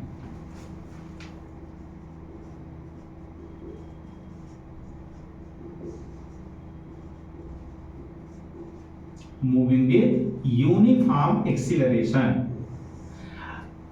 acceleration uniform है। एक्सीलरेशन क्या है कि जो change in velocity in unit time, change in velocity in unit time मतलब अगर वेलोसिटी इंक्रीज हो रही है तो वो कांस्टेंट रेट से इंक्रीज हो रही है। तो जो रेट है चेंज होने का, rate of change of velocity, उसी क्या बोलते हैं, एक्सीलरेशन। वो यूनिफॉर्म है कि अगर वो 1 सेकंड में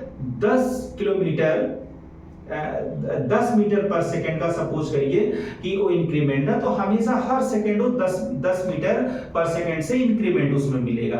अगर वो लगातार डिक्रीज कर रही है तो जो है वो भी यूनिफॉर्मली होना चाहिए, यानी कि इक्वल अमाउंट का डिक्रीज होगा इक्वल टाइम में। तो अगर इक्वल अमाउंट का इंक्रीज मिल रहा है वेलोसिटी में तो उसको क्या बोलेंगे, इक्वल टाइम में इक्वल अमाउंट का इंक्रीमेंट मिल रहा है तो यूनिफॉर्म एक्सीलरेशन बोलेंगे। तो ऐसे वेलोसिटी टाइम का जो ग्राफ होगा वो कैसा होगा बच्चों,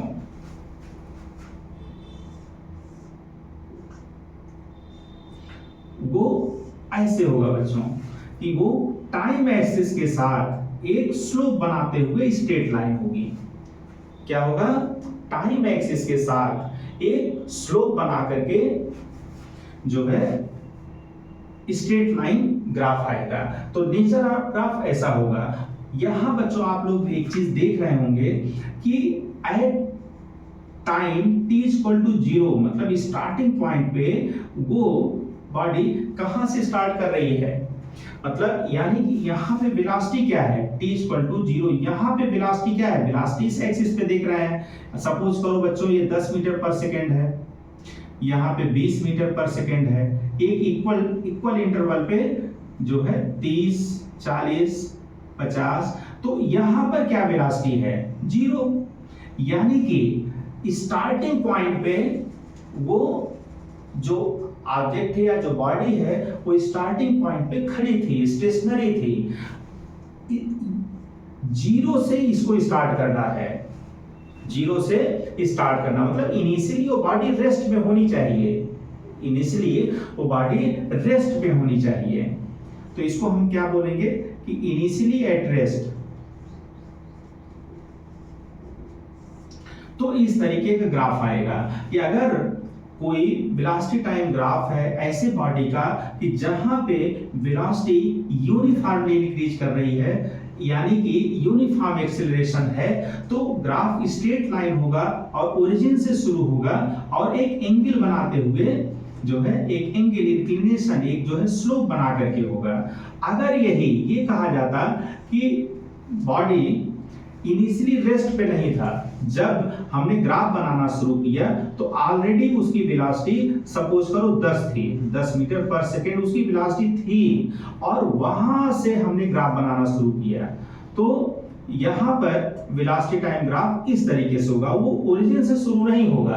अगर कोई स्ट्रेट लाइन ग्राफ है और एक स्लोप बना रहा है और 0 से स्टार्ट नहीं हो रहा तो आप समझ जाया करो कि वो वो बॉडी इनिशियली रेस्ट पे नहीं थी, वो एट टाइम t=0 पे उसमें कुछ न कुछ वेलोसिटी थी, वहां से हमने ग्राफ बनाना शुरू किया है। अब सपोज करो बच्चों वेलोसिटी टाइम ग्राफ है और हमको डिस्प्लेसमेंट निकालना है। क्या निकालना है? डिस्प्लेसमेंट निकालना है। तो डिस्प्लेसमेंट अभी मैंने बताया बच्चों कि डिस्प्लेसमेंट इन दो क्वांटिटी के मल्टीप्लिकेशन से मिलेगा, यानी कि हमको एरिया निकालना है। तो एरिया किसके किसके बीच का? उस लाइन और टाइम एक्सिस, इसी को बस ध्यान में रखना है कि इस लाइन और टाइम एक्सिस, इस एक्सिस के बीच का एरिया, ये जो एरिया है बच्चों, इसको हमको निकालना है। यहां पर हमको फिर वही काम करना है, इस लाइन और टाइम एक्सिस के बीच का एरिया निकालना है, इसका एरिया निकालना है। तो हमको एरिया कैसे जो है, हम जितना भी ग्राफ आप देखोगे बच्चों, अगर आप 3-4 जो है एरिया अगर आपको अच्छे से जो है दिमाग में आप बैठा लेते हो, तो आराम से आप हर सवाल को अच्छे से आसानी से कर ले जाओगे।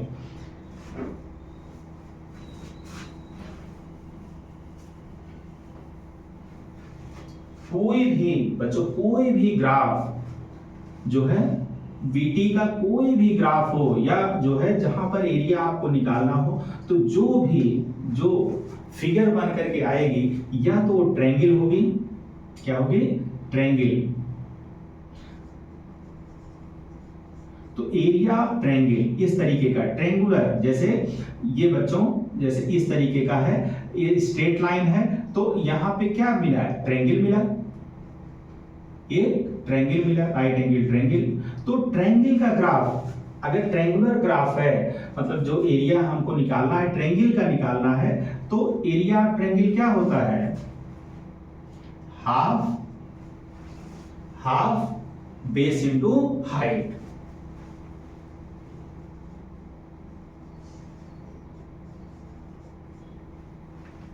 दूसरा हमको किस तरीके का मिल सकता है? जैसे बच्चों कि ये VT ग्राफ है और ये ऐसे, पहले ये ग्राफ इस तरीके से स्ट्रेट लाइन गया, फिर इस तरीके से गया।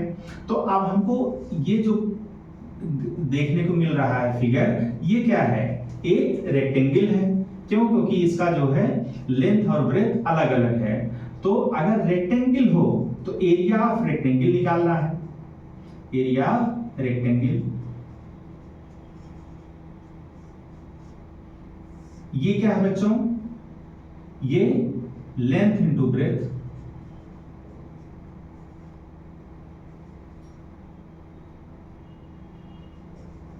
तो लंबाई गुणे चौड़ाई, ठीक है, यहां पे ये निकालना है।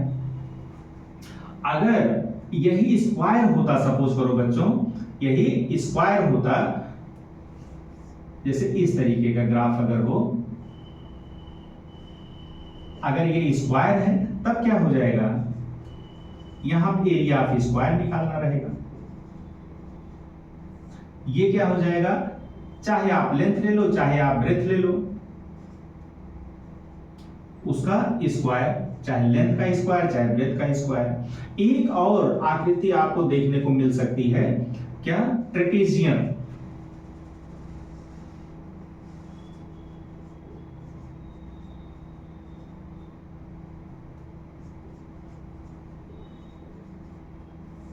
वो कैसा?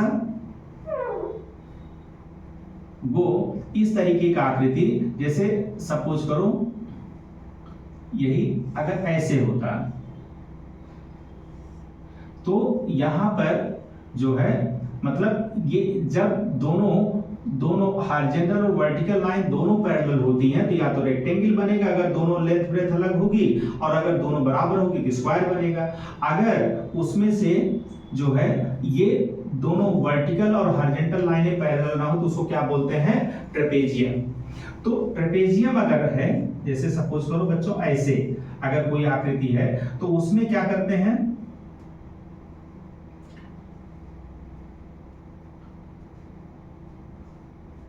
हाफ दोनों पैरेलल लाइंस की लेंथ को जोड़ लेते हैं,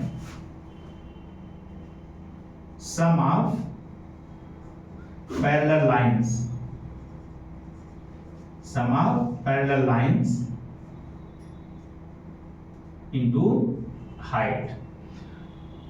तो ट्रायंगल है half into base into height, अगर रेक्टेंगल है तो लेंथ इंटू ब्रेथ, स्क्वायर है तो एक भी साइड का स्क्वायर कर देंगे, और area of trapezium half into sum of parallel line into height.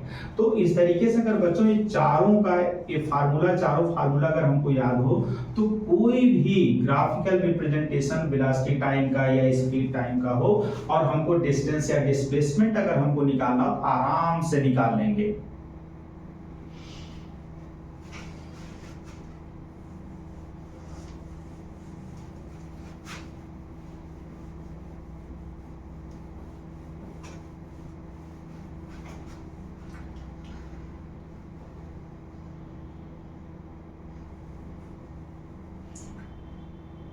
अब जो तीसरा है बच्चों,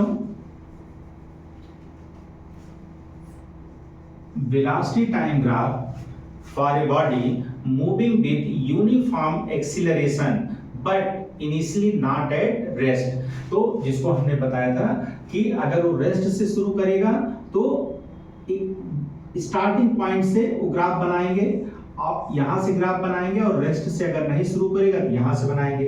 इसके बाद हम लोग क्या किसका ग्राफ बनाना है कि velocity time graph when velocity decreasing uniformly.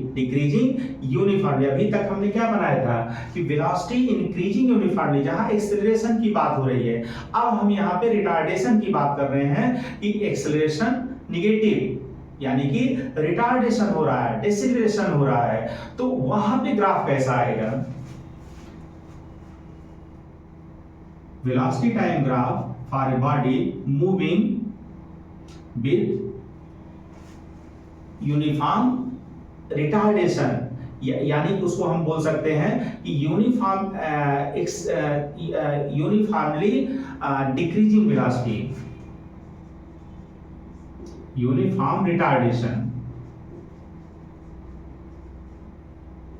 तो वहां कैसा ग्राफ आएगा, यहां तो इंक्रीजिंग पॉजिटिव स्लोप था बच्चों, यहां कैसा था पॉजिटिव स्लोप था, तो वहां पे स्लोप कैसा होगा, निगेटिव स्लोप होगा। कैसा होगा, निगेटिव स्लोप होगा। इस तरीके से बच्चों ये वेलोसिटी है, यहां पे एक टाइम एक्सिस है, तो स्लोप कैसा होगा, निगेटिव स्लोप होगा। कि समय के साथ साथ जैसे जैसे समय बढ़ रहा है जो वेलोसिटी क्या हो रही है, डिक्रीज हो रही है, और डिक्रीज होते होते जो है एक समय के बाद वो बॉडी स्टॉप कर जाती है, मतलब उसकी जो वेलोसिटी है जीरो हो जाती है। तो ये है बच्चों ग्राफ कि जब देख के ही आप बता सकते हो कि समय के साथ साथ वेलोसिटी यूनिफॉर्मली डिक्रीज कर रही है, यानी कि यूनिफॉर्म रिटार्डेशन। यहां पे क्या देखने को मिल रहा है, यूनिफॉर्म रिटार्डेशन। अगर एक्सेलरेशन निकालेंगे तो क्या हो जाएगा, चेंज इन वेलोसिटी, मतलब ये जो है किसी भी पर्टिकुलर दो टाइम पे, सपोज करो ये हमारा t1 t2 है, ये हमारा t1 है, इस टाइम इसकी वेलोसिटी ये थी, यानी इधर से हम देख लेंगे, और इस टाइम वेलोसिटी ये थी, यानी कि शुरुआत में वेलोसिटी ज्यादा थी, बाद में वेलोसिटी घट गई। तो जो है चेंज इन वेलोसिटी जब भी निकालते हैं बच्चों, सेकेंड टाइम मतलब t2 टाइम पे जो वेलोसिटी है माइनस t1 टाइम पे जो वेलोसिटी है अपान t2 माइनस t1, इस तरीके से बच्चों निकालते हैं। चूंकि ये डिवीजन से मिल रहा है तो यहाँ हम क्या देखते हैं, स्लोप देखते हैं। यही है स्लोप बच्चों, इसी को ग्रेडियंट भी बोलते हैं, इसी को एंगल भी बोलते हैं, tan थीटा इसी को बोलते हैं बच्चों, tan थीटा यानी कि हाइट अपान बेस। तो इसी को इस तरीके से हम एंगल बच्चों निकाल सकते हैं। थीटा एंगल जो है tan इनवर्स हो जाएगा।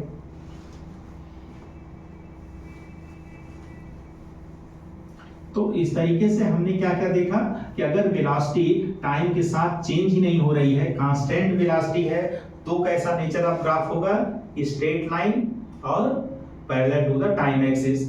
अगर वेलोसिटी यूनिफॉर्मली इंक्रीज कर रही है तो स्ट्रेट लाइन, और अगर रेस्ट से स्टार्ट किया है बॉडी ने मोशन तो वो 0 से जो है एक इंक्लाइंड लाइन मिलेगी टाइम एक्सिस पे, और अगर इनिशियली उसमें कुछ वेलोसिटी होगी तो वो थोड़ा जो है ऊपर से वो ग्राफ बनेगा, ठीक है, इस तरीके से।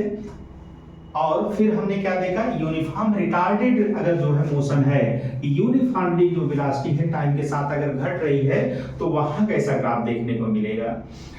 अब बच्चों हम लोग अगला जो बात कर रहे हैं कि वर्टिकल मोशन को भी देखा। अभी तक हम लोगों ने जितना भी ग्राफ देखा हॉरिजॉन्टल मोशन का देखा, लेकिन हम लोग वर्टिकल मोशन को अगर हम लोग रिप्रेजेंट करना चाहें तो उसमें दो तरीके का वर्टिकल मोशन देखने को मिलेगा। एक तो एक हाइट से, एक पर्टिकुलर हाइट से हम जब किसी ऑब्जेक्ट को ड्रॉप कर दें और वो आकर के पहले अर्थ से टकराए और फिर वो जो है जंप करके फिर ऊपर की तरफ जो है अगर मूव करे। दूसरा क्या देखते हैं, दूसरा मोशन जो है वर्टिकल मोशन कैसा देखने को मिलता है कि हमने किसी चीज को स्ट्रेट लाइन में, स्ट्रेट लाइन होना चाहिए, इसको ध्यान रखना, नहीं तो 2 डायमेंशन आ जाएगी। तो 1 डायमेंशनल मोशन ही देखना है। स्ट्रेट लाइन मोशन है लेकिन 1 डायरेक्शन मतलब वर्टिकल डायरेक्शन में। अभी तक हॉरिजॉन्टल डायरेक्शन का सारा मोशन का हम लोगों ने ग्राफ देखा, अब वर्टिकल डायरेक्शन का देखना है कि हमने किसी चीज को ऊपर ऐसे सीधे फेंका और वो धीरे धीरे एक हाइट तक गया, इसके बाद फिर वो जो है रिवर्स करके फिर जो है हमारे हाथ में आ गया। तो ये 2 ग्राफ को हम लोग कैसे रिप्रेजेंट करेंगे उसको हमको देखना है।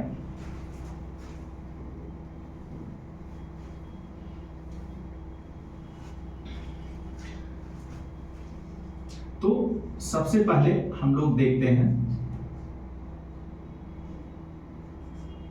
Velocity time graph for vertical motion.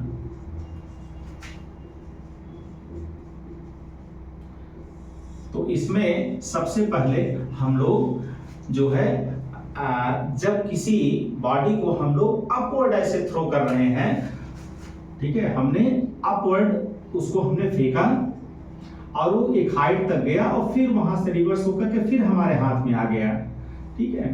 तो इसको हम कैसे रिप्रेजेंट करेंगे ये हमने को देखना है, ठीक है। तो अपवर्ड थ्रोन बॉडी,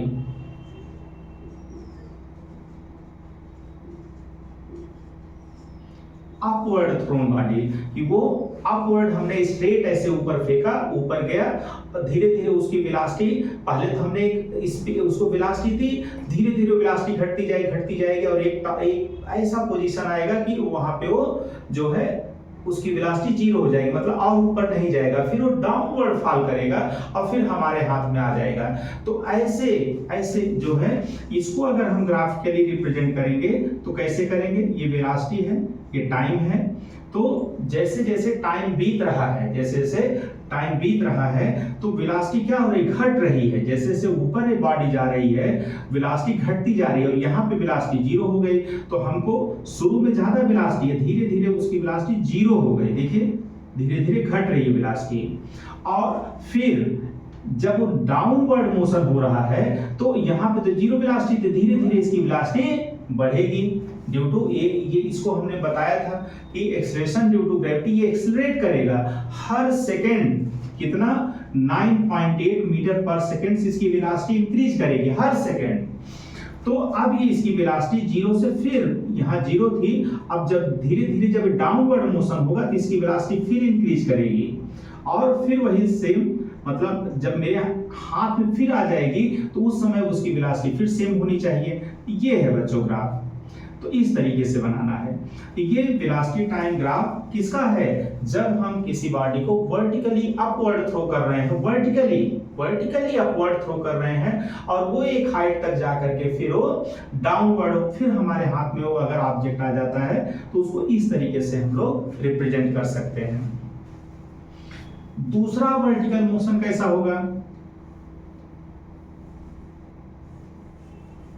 दूसरा वर्टिकल मोशन इस तरीके का बच्चों कि हमने एक हाइट से किसी चीज को ड्रॉप कर दिया, ठीक है। ये सपोज करो ये हॉरिजॉन्टल ये अर्थ है, ये यहाँ पे आई सीधे वर्टिकल और फिर यहाँ से ये बाउंस बैक हो गए और फिर सेम हाइट पर अगर आ जाती है, अगर इस तरीके से जो है बोला जा रहा है कि ड्रॉप करने के बाद अर्थ से टकराने के बाद कोई जो है इलास्टिक बाल है और फिर सेम हाइट तक अगर आ जा रही है, तो इसको हम कैसे ग्राफिकली रिप्रेजेंट करेंगे।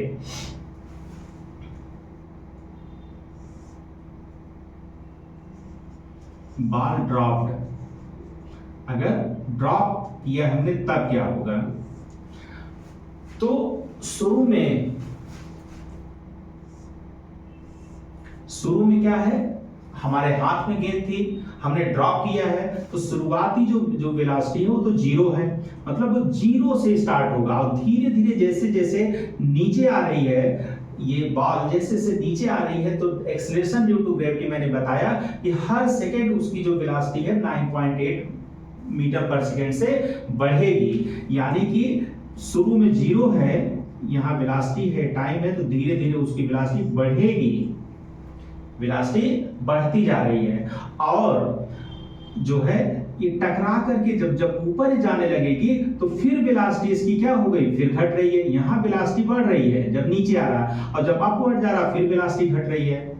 तो यानी कि जो वेलोसिटी, सपोज करो बच्चों कि जब ये टकरा गया तो उस समय जो भी उसकी वेलोसिटी थी वो फिर धीरे धीरे घटेगी, फिर धीरे धीरे घटेगा ऐसे। तो ये वाला ग्राफ बच्चों ऐसे, और ये वाला ग्राफ यहां से स्टार्ट होगा, यहां से स्टार्ट होगा, ठीक है, यहां। तो उसकी क्योंकि वेलोसिटी अगर हम इसको अपवर्ड को पॉजिटिव लेते हैं तो डाउनवर्ड को अगर हम पॉजिटिव लेते हैं तो अपवर्ड को नेगेटिव, मतलब अपोजिट वेलोसिटी लेना पड़ेगा। मतलब अगर ये जीरो है, अगर ये प्लस बी है तो उतना ही लेकिन अपोजिट डायरेक्शन में माइनस बी से स्टार्ट होगा। अब यहां से ये जो मोशन हम ये दिखाना है अपवर्ड वाला मोशन, ये वाला मोशन है कि वेलोसिटी अपोजिट हो गई डायरेक्शन में, और लेकिन धीरे धीरे क्या हो रही, घट रही है। फिर लास्ट में जाकर के फिर इसको जीरो हो जाना है, मतलब इस टाइम एक्सिस को टच करना है। तो ये है बच्चों इसका ग्राफ, तो इस तरीके से इसको दिखाएंगे। दो लाइन ये जो है ये है बच्चों कि ये टाइम एक्सिस है इस तरीके से इंक्लिनेशन, और ये तो ये जो है पॉजिटिव स्लोप हो गया, जो है लगातार वेलोसिटी जो है क्या हो रही है, बढ़ रही है, और ये निगेटिव स्लोप हो गया, यहाँ पे लगातार वेलोसिटी घट रही है। तो ये हो गया दो ग्राफ बच्चों वर्टिकल मोशन से रिलेटेड। एक ग्राफ केवल बचा है वेलोसिटी टाइम का, उसको केवल हम लोगों को समझना है। वो क्या है कि हमने एक बताया कि जब वेलोसिटी चेंज ही ना हो टाइम के साथ, मतलब यूनिफॉर्म वेलोसिटी हो, कांस्टेंट वेलोसिटी हो, तो स्ट्रेट लाइन और पैरेलल लाइन जो है टाइम एक्सिस से होगा। वो ग्राफ कैसा होगा, इस तरीके से होगा।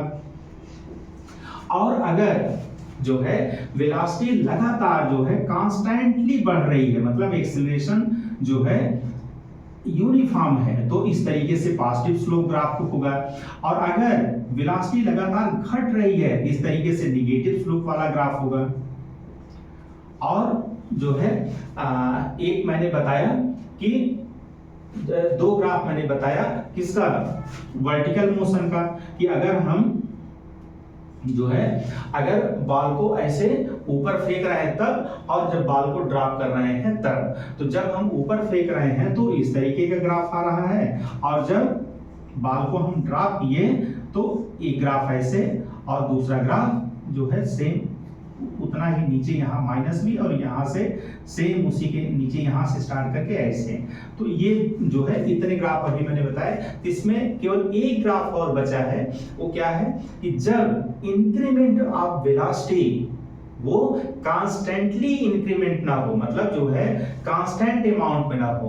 अगर equal amount increase in equal time अगर हो रहा है तो वहां पे एक्सेलरेशन क्या होगा, यूनिफॉर्म होगा। लेकिन कभी ज्यादा तेजी से इंक्रीमेंट हो, कभी कम, कभी जैसे जब भीड़ में हम लोग चल रहे होते हैं या हिल स्टेशन पे जब हम लोग जो है गाड़ी ड्राइव कर रहे होते हैं, भीड़ भाड़ में क्या होगा, कभी हमको थोड़ा स्पेस मिल गया, हमने तेजी से चला दिया, फिर थोड़ा स्पेस कम मिला, थोड़ा मतलब जो है स्पीड हमारी और कम हो गई। तो स्पीड बढ़ ही रही है, लेकिन कांस्टेंट मतलब एक इक्वल टाइम में इक्वल इंक्रीमेंट नहीं हो रहा है, तो उसको क्या बोलेंगे, नॉन यूनिफॉर्म एक्सीलरेशन। एक्सीलरेशन है लेकिन नॉन यूनिफॉर्म है, तो वहां पे कैसा ग्राफ आएगा उसको भी देखना है बच्चों।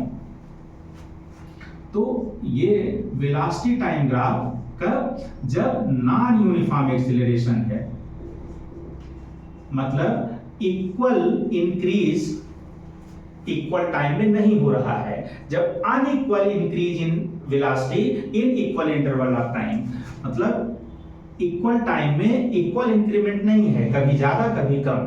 तो ऐसे में जो ग्राफ आएगा बच्चों, आप समझ गए होंगे कि कर्व आएगा, स्ट्रेट लाइन नहीं होगा, इस तरीके से स्ट्रेट लाइन नहीं होगा, कैसा आएगा, कर्व आएगा। और कर्व कैसा होगा, एक्सीलरेशन है मतलब बढ़ना है वेलोसिटी, हमने क्या बोला जो है, अब यहाँ पे एक्सीलरेशन क्या हो रहा है, कांस्टेंट नहीं है, एक्सीलरेशन इंक्रीज कर रहा है, एक्सीलरेशन इंक्रीज कर रहा है। यहाँ पर एक्सीलरेशन क्या है बच्चों, एक्सीलरेशन कांस्टेंट बना हुआ है, क्यों, क्योंकि स्लोप तो चेंज हो ही नहीं रहा, जो एंगल यहाँ वही एंगल यहाँ वही एंगल यहाँ, तो एंगल तो सेम बना हुआ बच्चों। तो यहाँ पे एक्सेलरेशन कांस्टेंट है, यहाँ पर भी रिटार्डेशन है मतलब निगेटिव एक्सेलरेशन है, लेकिन ये भी कांस्टेंट है क्योंकि एंगल तो सेम है, जो एंगल है ये सेम है। तो जब एंगल सेम है तो इसका मतलब स्लोप अगर नहीं चेंज हो रहा है तो जो क्वांटिटी इन दोनों से मिलेगी रेशियो से वो भी कांस्टेंट बनी रहेगी। तो यहाँ पे एक्सेलरेशन, यहाँ पे क्या है, स्लोप जीरो है, तो स्लोप जीरो है तो एक्सेलरेशन जीरो है, ठीक है। यहाँ पर जो है एक्सेलरेशन यहाँ पे निगेटिव है, यहाँ पे एक्सेलरेशन जो है सॉरी मतलब कांस्टेंट एक्सेलरेशन यहाँ पर भी है, बस ये है कि ये जो है यहाँ पे एक्सेलरेशन यहाँ रिटार्डेशन। तो जो है हमको जब एक्सेलरेशन कांस्टेंट, तो बस यही देखना है कि स्लोप अगर पॉजिटिव है तो उसको एक्सेलरेशन बोल देंगे, स्लोप अगर निगेटिव है तो उसको रिटार्डेशन बोल देंगे या निगेटिव एक्सेलरेशन बोल देंगे। लेकिन यहाँ पे तो एक्सेलरेशन या तो इंक्रीज करेगा तो डिक्रीज करेगा, जब नॉन यूनिफॉर्म एक्सेलरेशन बोलेंगे तो एक्सेलरेशन या तो इंक्रीज कर रहा है या तो डिक्रीज कर रहा है, डिक्रीज करने को डिसेलरेशन या नेगेटिव ऑफ एक्सेलरेशन या रिटार्डेशन बोलते हैं। तो अगर एक्सेलरेशन इंक्रीज कर रहा है तो यानी कि स्लोप इंक्रीज कर रहा है, तो ग्राफ कैसा कर्व होगा, ऐसे लगातार स्लोप इंक्रीज करे। और अगर यहीं पे अगर हम कहते हैं कि नॉन यूनिफॉर्म रिटार्डेशन, तो वहां पर कैसा ग्राफ बनेगा बच्चों, वेलोसिटी टाइम ग्राफ, ऐसे कि लगातार जो स्लोप है, यहां तो लगातार स्लोप क्या हो रहा, बढ़ रहा है, यहां लगातार स्लोप क्या हो रहा, घट रहा है बच्चों, घट रहा है। तो स्लोप डिक्रीजिंग स्लोप वाला ग्राफ बनेगा, ठीक है। तो यही है बच्चों सारे ग्राफ। इसमें जो है बस जब एरिया निकालना होता है, ठीक है, तो एरिया आप आराम से, इस तरीके का सवाल आता है एरिया में, बस एक चीज और बताना था। सपोज करो कि इस तरीके का ग्राफ है, ऐसे कभी भी जो लाइन है कभी ऐसा नहीं बनाना है कि टाइम के साथ वो घटने लगे, टाइम कभी घट नहीं सकता। तो अगर इस तरीके का ग्राफ है तो यहाँ पॉजिटिव स्लोप है, यहाँ निगेटिव है, ये पॉजिटिव स्लोप है, निगेटिव स्लोप है। और सपोज करो कि मतलब ये भी कैसा है, नॉन यूनिफॉर्म, क्योंकि यहाँ कभी एक्सेलरेशन कभी भी नॉन यूनिफॉर्म मोशन ही है। तो इस तरीके का भी नॉन यूनिफॉर्म जो है मोशन का ग्राफ देखने को मिल सकता है कि यहाँ कभी मतलब रिटार्डेशन हो रहा, कभी एक्सेलरेशन हो रहा। तो जब लगातार यूनिफॉर्म नॉन यूनिफॉर्म एक्सेलरेशन मिलेगा तो कर्व मिलेगा, नॉन यूनिफॉर्म रिटार्डेशन मिलेगा तो जो है कर्व विद डिक्रीजिंग स्लोप मिलेगा। और अगर कभी एक्सेलरेशन कभी रिटार्डेशन, कभी एक्सेलरेशन कभी रिटार्डेशन, वो भी नॉन यूनिफॉर्म मोशन ही है। तो यही बच्चों इतने सारे ग्राफ हैं। और कभी जैसे सपोज करो कि आपको वेलोसिटी टाइम ग्राफ है और क्या निकालना है, डिस्प्लेसमेंट कभी निकालना है, तो कैसे मिलेगा, वेलोसिटी इनटू टाइम। अगर यही स्पीड टाइम ग्राफ है तो डिस्टेंस निकालना रहेगा, तो कैसे मिलेगा, स्पीड इनटू टाइम। तो वहां पे क्या निकालना रहेगा, एरिया निकालना रहेगा। एरिया में बस एक ही चीज और बताना था, वो ये बताना था बच्चों कि टाइम एक्सिस के जो नीचे वाला एरिया है उसको निगेटिव बोलते हैं, निगेटिव एरिया। और टाइम एक्सिस, ये टाइम एक्सिस है, टाइम एक्सिस के ऊपर का एरिया को पॉजिटिव एरिया बोलते हैं। तो जब डिस्प्लेसमेंट अगर कभी आपको कैलकुलेट करना हो तो डिस्प्लेसमेंट में चूंकि डायरेक्शन को भी महत्व दिया जाता है, तो जो है टोटल सपोज करो यहां से बच्चों t टाइम 0 से यहां तक का अगर जो है अगर हम डिस्प्लेसमेंट निकालना चाहें तो ये एरिया दोनों पॉजिटिव है, दोनों जोड़ करके उसमें से इसको घटाना रहेगा जब डिस्प्लेसमेंट की बात करेंगे। और वहीं जब डिस्टेंस ट्रेवल्ड का बात करना होगा तो चाहे निगेटिव में हो चाहे पॉजिटिव डायरेक्शन हमको देखना ही नहीं है, तो सबको जोड़ दिया जाएगा। ठीक है, जैसे सपोज करो इसका एरिया निकालने पे 100 आया, इसका भी सपोज करो 100 आया, इसका 50 आया, तो डिस्प्लेसमेंट अगर हमको निकालना है तो क्या हो जाएगा 100 और 100 200 में से 50 माइनस करेंगे तो 150 हो जाएगा। लेकिन जब डिस्टेंस ट्रेवल निकालना रहेगा तो तीनों को बिना साइन देखे, साइन वहां देखना ही नहीं है, वहां केवल जोड़ देना है कि यानी कि 250 हो जाएगा। बस इस चीज का ध्यान रखना है। अगर इतना बातें आप लोगों ने ध्यान में रखी तो कोई भी ग्राफ का सवाल गलत हो ही नहीं सकता। आज का बच्चों लेक्चर बस इतना ही। अगले वीडियो में हम एक्सेलरेशन टाइम ग्राफ को डिटेल से बताएंगे। इसके अलावा मोशन अंडर ग्रेविटी को अलग से ग्राफ को जो है अलग से और डिटेल में बताएंगे। इसके अलावा एक ही टॉपिक और बचा है कि इक्वेशंस ऑफ मोशन, 3 मोशन की इक्वेशंस हैं जिसमें कि वेलोसिटी को टाइम से रिलेट करके, एक है जिसमें डिस्प्लेसमेंट को टाइम से रिलेट करके या डिस्टेंस को टाइम से रिलेट करके, और एक है जो जहां पे डिस्प्लेसमेंट और वेलोसिटी को या स्पीड और वेलोसिटी को रिलेट किया जाता है। तो वो तीनों इक्वेशंस ऑफ मोशन को डिटेल से बताएंगे। आज का वीडियो बच्चों अगर पसंद आया हो तो इसको ढेर सारे लाइक्स दीजिए और इसको सब्सक्राइब करिए और अपने फ्रेंड्स को भी सब्सक्राइब कराइए। थैंक यू बच्चों।